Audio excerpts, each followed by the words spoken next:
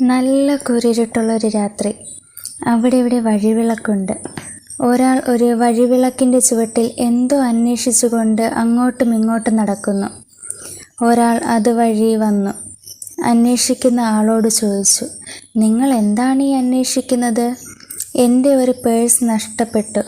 അതിവിടെ ഞാൻ അന്വേഷിക്കുകയാണ്." "നിങ്ങൾ ഇവിടെയെല്ലാം നോക്കിയോ?" "ഉവ്വന്നേ, ഇവിടെ മുഴുവൻ ഞാൻ നല്ലതുപോലെ നോക്കി." "ആകട്ടെ, ഇവിടെ തന്നെയാണ് അത് നഷ്ടപ്പെട്ടതെന്ന് തീർച്ചയാണോ?" "ഇവിടെയല്ല നഷ്ടപ്പെട്ടത്. ഇവിടെ നിന്ന് 100 മീറ്ററോളം ദൂരെ അങ്ങ് പുറകിൽ എവിടെയോ ആണ് അത് നഷ്ടപ്പെട്ടത്." "പിന്നെ നിങ്ങൾ ഇവിടെ അത് നോക്കുന്നതെന്തിനാണ്?" "അവിടെ, അത് നഷ്ടപ്പെട്ട സ്ഥലത്തല്ലേ നോക്കേണ്ടത്? അവിടെ വഴിവിളക്കില്ല. ഇവിടെയാണ് വെളിച്ചമുള്ളത്. അതുകൊണ്ട് ഇവിടെ നോക്കുകയായിരുന്നു."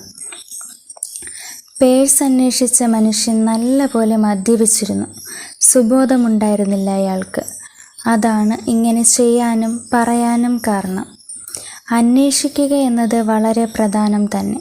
പക്ഷെ ശരിയായ സ്ഥലത്ത് അന്വേഷിച്ചില്ലെങ്കിൽ അതുകൊണ്ട് പ്രയോജനമുണ്ടാവുകയില്ല. ഇന്ന് അനേകരും നഷ്ടസമാധാനം അന്വേഷിക്കുന്നവരാണ്. നഷ്ടസൗഭാഗ്യം അന്വേഷിക്കുകയാണ്. നഷ്ടസന്തോഷം അന്വേഷിക്കുകയാണ്. ശാന്തിയില്ല ഒരിടത്തും. സമാധാനം എത്രയോ ദൂരെയാണ്. നന്മയും സ്നേഹവും കരുണയും എങ്ങും കാണാനില്ല. തകർന്ന ജീവിതങ്ങൾ, ഉടഞ്ഞുപോയ കുടുംബങ്ങൾ, പരസ്പര സ്പർദ്ധയിലും വൈരാഗ്യത്തിലും പുകഞ്ഞ് കഴിയുന്ന ഹൃദയങ്ങൾ, പൊള്ളുന്ന പൊരിയുന്ന അനുഭവങ്ങൾ, നീറി നീറി വലയുന്ന മനുഷ്യർ, ആന്തരിക വ്രണങ്ങൾ പൊറുക്കാതെ നൊന്തുകേഴുന്ന ജീവിതങ്ങൾ.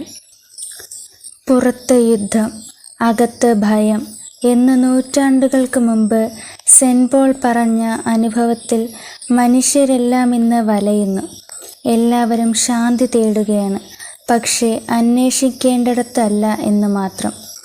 എവിടെയാണ് ശാന്തി തേടേണ്ടത്?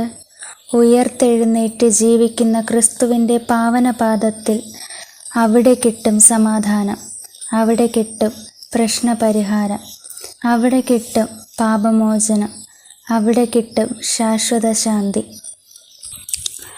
പിതാവ് മരിക്കുന്നതിന് മുമ്പ് തൻ്റെ സ്വത്ത് അവകാശികൾക്ക് വിൽപ്പത്രത്തിൽ എഴുതി വയ്ക്കുന്നത് പോലെ യേശുക്രിസ്തു ഒടുവിലായി തൻ്റെ ശിഷ്യന്മാർക്ക് നൽകി. "സമാധാനം ഞാൻ നിങ്ങൾക്ക് തന്നേച്ചു പോകുന്നു. എൻ്റെ സമാധാനം ഞാൻ നിങ്ങൾക്ക് തരുന്നു. ലോകം തരുന്നത് പോലെയല്ല ഞാൻ നിങ്ങൾക്ക് തരുന്നത്. നിങ്ങളുടെ ഹൃദയം കലങ്ങരുത്, ഭ്രമിക്കരുത്." യോഹന്നാൻ 14:27.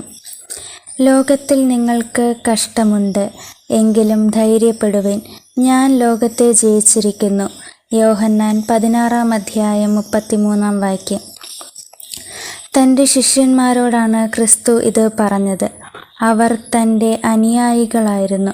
അവർ പഴയ ജീവിതം പാടെ ഉപേക്ഷിച്ച് ക്രിസ്തുവിൻ്റെ പിന്നാലെ പോകാൻ തങ്ങളുടെ ജീവിതം സമർപ്പിച്ചവരായിരുന്നു. പടകും വലയും വിട്ട് തന്നെ അനുഗമിച്ച പാവപ്പെട്ട മുക്കുവത്തൊഴിലാളികളായിരുന്നു. ക്രിസ്തുവിൻ്റെ സ്നേഹത്തിൻ്റെ അത്ഭുത സ്വാധീനത്താൽ സകലവും വിട്ടുപേക്ഷിക്കുവാനും ക്രിസ്തുവിനെ സ്നേഹിക്കുവാനും കാതലായ തീരുമാനമെടുത്ത ഭാഗ്യശാലികളായിരുന്നു അവർ.